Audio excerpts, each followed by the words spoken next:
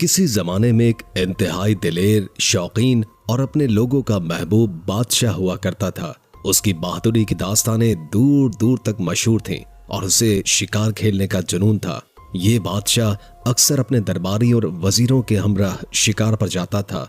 जब वो जंगल में निकलता तो दरबारी, सिपाही और शिकारी सब उसके साथ होते और उसके हुक्म का इंतजार करते। शिकार के दौरान जब कोई जंगली जानवर सामने आता तो वो अपनी बेमिसाल बहादुरी से शौक से खेलता और फख्र महसूस करता।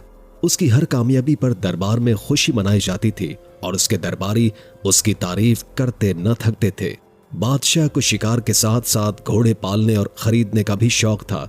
जैसे ही उसे किसी नायाब, तेज रफ्तार और खूबसूरत घोड़े का पता चलता, वो फौरन उसके मालिक से सौदा करता और उसे अपने शाही अस्तबल में शामिल कर लेता। ये शौक उसके लिए सुकून और खुशी का सबब था और यही चीज उसकी शख्सियत में निराली चमक पैदा करती थी। एक दिन बादशाह के दरबार में एक अरब ताजिर हाजिर हुआ। उसके पास ऐसा शानदार घोड़ा था कि जैसे ही बादशाह की नजर उस पर पड़ी वो दंग रह गया। ये घोड़ा न सिर्फ खूबसूरत था बल्कि इतना तेज और चालाक भी था कि जैसे हवा से बातें करता हो। ताजिर ने दरबार में झुककर सलाम किया और अदब से बोला, हुजूर, मेरे पास एक ऐसा घोड़ा है जो आपने कभी अपनी जिंदगी में नहीं देखा होगा। उसकी रफ्तार इतनी बरक रफ्तार है कि जमीन पर कदम रखते ही उड़ान भरने को तैयार होता है। बादशाह की आंखों में चमक आ गई और वो बेचैनी से उस घोड़े को देखने लगा और सवाल किया, क्या वाकई ये घोड़ा इतना बेमिसाल है? ताजिर ने जवाब दिया, हुजूर, ये घोड़ा आपकी तवक्कुआत से भी ज्यादा बढ़कर है, मगर इसमें एक छोटा सा नुक्स है। ये घोड़ा बिदकने वाला है और अपने पास किसी को आने नहीं देता। बादशाह ने यह सुनकर हंसते हुए कहा, फिक्र मत करो, हमने बड़े बड़े तेज और सरकश घोड़ों को सिखाया है। तुम बस अपना घोड़ा ले आओ और हमें दिखाओ। दूसरे दिन ताजिर बादशाह के दरबार में घोड़ा लेकर हाजिर हुआ। बादशाह ने जैसे ही घोड़े को देखा उसकी आंखें खुली की खुली रह गईं। ऐसा खूबसूरत, तेज और शानदार घोड़ा उसने अपनी जिंदगी में कभी पहले नहीं देखा था। बादशाह खुशी से झूम उठा और फौरन घोड़े का सौदा कर लिया। उसने ताजिर को इनाम से माला माल कर दिया और घोड़े को अपने शाही अस्तबल में शामिल करने का हुक्म दे दिया। अगले दिन बादशाह ने अपने नए घोड़े पर सवार होकर शिकार का प्रोग्राम बनाया। सुबह सवेरे वो अपने उमरा, वज़रा और सिपाहियों के साथ जंगल की जानिब रवाना हुआ। जंगल में हर तरफ दरख्तों की सरसब्जी, परिंदों की चहचहाहट और दरिंदों की मौजूदगी ने माहौल को पुरजोश बना रखा था। बादशाह का दिल शिकार के लिए बेताब था और वो जंगल में गहराई तक बढ़ता चला गया। कुछ वक्त गुजर गया और सब कुछ ठीक ठाक चल रहा था, मगर अचानक एक खूंखार शेर नमूदार हुआ। जैसे ही बादशाह ने शेर को देखा, उसका दिल जोशो खरोश से भर गया और उसने शेर को शिकार करने का फैसला किया। बादशाह ने अपने तीर को कमान में चढ़ाया और निशाना बांधा, मगर जैसे ही शेर ने अपनी धाड़ से हमला किया, बादशाह का घोड़ा खौफ से बिदक गया। घोड़े ने जोर से झटका दिया और बादशाह नीचे गिर गया। बादशाह के जमीन पर गिरते ही शेर ने खतरनाक धाड़ के साथ मौके पर झपट्टा मारा। उसके नोकीले खूंखार दांत बादशाह की बाईं टांग में पेवस्त हो गए और उसकी चीख से जंगल गूंज उठा। सिपाहियों के कदम एक लम्हे के लिए रुक गए, मगर वो फौरन संभलकर शेर की तरफ लपके और उसे भगा दिया। जख्म इतना शदीद था कि खून बहता हुआ नजर आ रहा था। बादशाह को जख्मी हालत में खौफ और तकलीफ से बेहाल जल्दी से महल वापस लाया गया। ये हादसा उसके जिस्म पर तो था ही, मगर उसके दिलो दिमाग को भी एक गहरा सदमा दे गया जो उसकी जिंदगी को हमेशा के लिए बदलने वाला था। बादशाह को वापस महल लाया गया और उसकी टांग का इलाज शुरू किया गया। दरबार के बेहतरीन हकीम और वेद बुलाए गए जो अपने अपने इल्म और तजर्बे की रोशनी में बादशाह की टांग को बचाने की कोशिशें कर रहे थे। उन्होंने जड़ी बूटियों और दवाओं से जख्म का इलाज किया और हर तरह से कोशिश की कि बादशाह की टांग ठीक हो जाए, मगर जख्म इतना गहरा था कि कोई भी इलाज कारगर साबित न हुआ। हकीम और वेदों ने अपनी तरफ से कोई कसर न छोड़ी, मगर जब सारी कोशिशें नाकाम हो गई तो उन्हें एक तल्ख हकीकत का सामना करना पड़ा।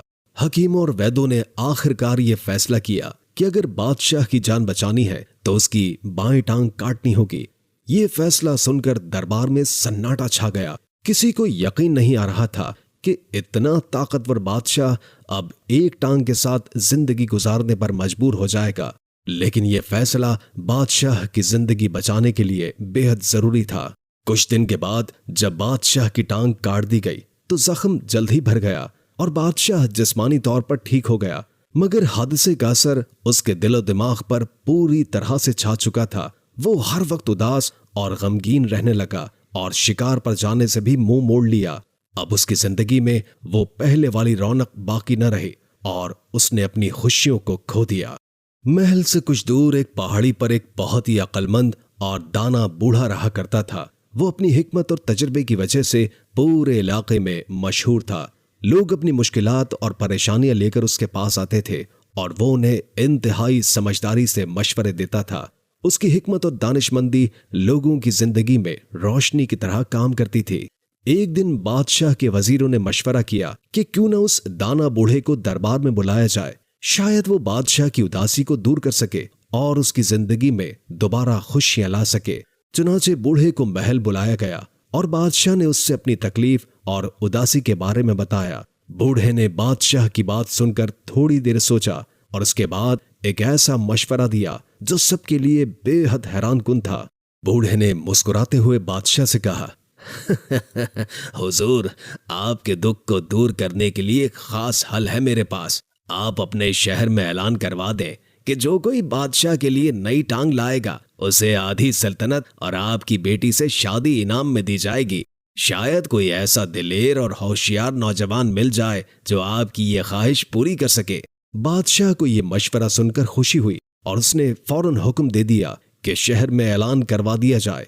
अगले दिन पूरे शहर में ऐलान करा दिया गया कि जो कोई बादशाह के लिए नई टांग लाएगा उसे बादशाही इनाम और शहजादी का हाथ मिलेगा। इस ऐलान को सुनकर लोगों के दिलों में लालच और जोश की लहर दौड़ गई और सभी ने अपनी कोशिशें शुरू कर दी। पूरे शहर में एक हलचल सी मच गई। लोग अलग अलग तरीकों से बादशाह के लिए नई टांग तैयार करने में जट गए। कुछ लोगों ने लकड़ी की टांगे तैयार की, कुछ ने धात की और कुछ ने तो कपड़े और रुई से भी टांगे बनाने की कोशिश की। हर किसी का एक ही मकसद था कि बादशाह को एक ऐसी टांग फराहम की जाए जो न सिर्फ उसे चलने में मदद दे बल्कि उसे उसकी साबिका खुशियों की तरफ वापस लेकर आ जाए। दरबार के सामने लोगों का एक हुजूम जमा हो गया और हर एक के चेहरे पर बेचैनी और जोश नुमाया था। हर कोई अपनी बनाई हुई टांग को हाथ में थामे दिल ही दिल में ये दुआ कर रहा था कि शायद उसकी कोशिश कामयाब हो जाए। किसी के चेहरे पर उम्मीद की रोशनी थी तो कोई लालच के मारे चमक रहा था कि अगर उसकी टांग मुंतखब हो गई तो आधी सल्तनत और शहजादी का हाथ उसका मुकद्दर बन जाएगा। दरबारियों की नजरें भी इसी मंजर पर जमी थीं, जैसे कोई बहुत ही बड़ा मार्का होने वाला हो। पहला शख्स दरबार में आया और उसने एक मोटी और भारी लकड़ी की टांग बादशाह के सामने पेश कर दी। बादशाह ने उस टांग को आजमाया, मगर ये इतनी भारी थी कि बादशाह को अपनी जगह से हिलना भी दोभर हो गया। बादशाह को ये टांग बिल्कुल पसंद न आई और उसने गुस्से में आकर वही टांग उस शख्स के सर पर दे मारी। उसके बाद दूसरा शख्स आया और वो धात की बनी हुई टांग लेकर आया। देखने में तो ये टांग बहुत ही खूबसूरत थी, मगर जब बादशाह ने उसे लगाया तो ये उसकी टांग में फंस गई और निकलना मुश्किल हो गया। दरबार में मौजूद लोग हैरानी और खौफ में मुब्तला हो गए। इस मौके पर दरबारियों ने लोहार को बुलाया, जिसने बड़ी मुश्किल से इस धात की टांग को बादशाह की टांग से अलग किया। बादशाह इस तमाम सूरत हाल से बेजार होता जा रहा था और उसका गुस्सा बढ़ता जा रहा था। इसी तरह मुख्तलिफ लोग अजीब व गरीब टांगे लेकर आते रहे, मगर हर एक की कोशिश नाकाम साबित हुई। कुछ लोग तो रुई और कपड़े की टांगे भी लेकर आए और कुछ ने तो बांस की टांगे भी तैयार कर रखी थी, मगर उन सब की नाकामी के बाद दरबार में सन्नाटा छा गया। बादशाह ने यह सोचा कि शायद उसके लिए कोई मौजू टांग मिल ही नहीं सकती और वो मायूस होकर दोबारा अपनी उदासी में डूब गया। कुछ दिन के बाद दरबार में एक खूबसूरत और नौजवान शहजादा हाजिर हुआ।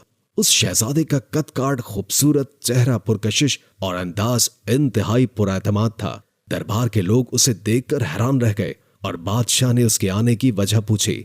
शहजादे ने इंतहाई अदब के साथ बादशाह को सलाम किया और कहा, बादशाह सलामत, मुझे आपके दुख और दर्द के बारे में मालूम हो चुका है। मैंने सुना है कि आप अपनी खोई हुई टांग के लिए बेहद परेशान हैं। मैं आपकी मदद करना चाहता हूँ। मैं वादा करता हूँ कि आपके लिए एक ऐसी टांग लेकर आऊंगा जो किसी लकड़ी या धात की नहीं होगी, बल्कि गोश्त और खून की बनी होगी, जो बिल्कुल असली मालूम होगी। शहजादे की ये बात सुनकर बादशाह की आंखों में उम्मीद की किरण लौट आई। दरबार में मौजूद दरबारी भी हैरत में डूब गए कि आखिर ये शहजादा कौन सी अनोखी चीज लेकर आएगा। बादशाह ने शहजादे की बात पर एतमाद करते हुए कहा कि वो उसका इंतजार करेगा। शहजादे ने बादशाह को यकीन दिलाया कि अगले ही दिन वो अपनी कही हुई बात को हकीकत में बदल कर दिखाएगा। दरबार में मौजूद शहजादी भी उस नौजवान की बहादुरी और एतमाद से इंतहाई मुतासिर हो रही थी। अगले ही दिन शहजादा एक लंबा सा लकड़ी का बक्सा लेकर दरबार में हाजिर हुआ। उसके चेहरे पर एतमाद की झलक थी और दरबार में मौजूद हर शख्स उसके बक्से की तरफ देख रहा था कि आखिर इसमें क्या है। शहजादा बादशाह के सामने पहुंचा और बोला, हुजूर, ये वो टांग है जिसका मैंने आपसे वादा किया था। शहजादे ने बक्सा खोला और उसमें एक हिरन की टांग निकाली और बादशाह के सामने पेश की। दरबार में मौजूद तमाम लोग ये मंजर देखकर हैरान रह गए। हर कोई खामोशी में डूबा हुआ था कि बादशाह कैसा रद्द अमल जाहिर करेगा। बादशाह ने हिरन की टांग देखकर पहले तो गुस्से से शहजादे की तरफ देखा, मगर फिर अचानक उसके चेहरे पर मुस्कुराहट छा गई और जोर से क़हक़हा लगाकर हंसना शुरू कर दिया। बादशाह की हंसी देखकर दरबार के दीगर लोग भी हंसने लगे और माहौल खुशगवार हो गया। बादशाह ने शहजादे की होशियारी और अक्लमंदी की दाद दी और उसे अपनी निस्फ सल्तनत और बेटी के साथ शादी करने का वादा पूरा करने का ऐलान किया। इस खुशी के मौके पर दरबार में एक बड़े जश्न का एहतमाम किया गया। दरबार के लोग बादशाह की खुशी में शरीक हुए और खूबसूरत माहौल में खुशियां मनाई गईं। बादशाह ने सबके सामने ऐलान कर दिया कि अब वो कभी अफसुर्दा नहीं रहेगा और हमेशा खुशियों में जिंदगी गुजारेगा। अगले ही दिन शहजादे और शहजादी की शादी बड़े धूमधाम से कर दी गई और बादशाह ने दोनों को दुआओं के साथ रुखसत किया। दरबार में हर तरफ खुशियां ही खुशियां थी और लोग बादशाह के चेहरे पर मुस्कुराहट देखकर बेहद खुश थे। बादशाह ने अपनी जिंदगी के इस तजर्बे से एक कीमती सबक सीखा कि अल्लाह की दी हुई सेहत और नेमतों की कदर करनी चाहिए। ये नेमतें अल्लाह की तरफ से एक अजीम तोहफा है और जब एक दफा छिन जाए तो दोबारा वापस नहीं आती। बादशाह ने अपनी रियाया को भी यही पैगाम दिया कि अपनी सेहत और खुशियों की कदर करें और हर लम्हे को अहम समझें। ये कहानी हमें ये सिखाती है कि जिंदगी में जब मुश्किलात आए तो हिम्मत और हौसले के साथ उनका सामना करना चाहिए। अल्लाह ताला से दुआ है कि वो हमें अपनी नेमतों की कदर करने की तौफीक अता फरमाए और हमें हमेशा खुश व खुर्रम रखे। आमीन।